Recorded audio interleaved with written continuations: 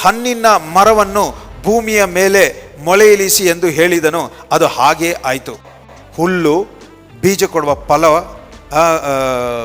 ಮರ, ಗಿಡ ಇವುಗಳೆಲ್ಲ ದೇವರು ಹೇಳಿದ್ರಿಂದ ಬಂದಿಲ್ಲ.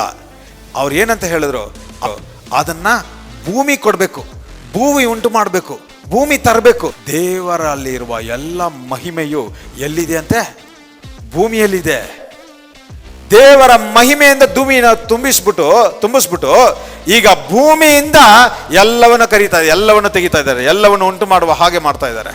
ಯೇಸು ಕ್ರಿಸ್ತನ ಮೂಲಕ ಭೂಮಿನ ನೋಡಿ ಮಾತಾಡಿ.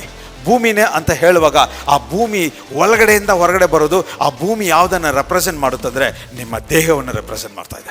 ಈಗ ನಿಮ್ಮ ದೇಹವೇ ದೇವರ ಮಹಿಮೆಯಿಂದ ತುಂಬಿರೋದು.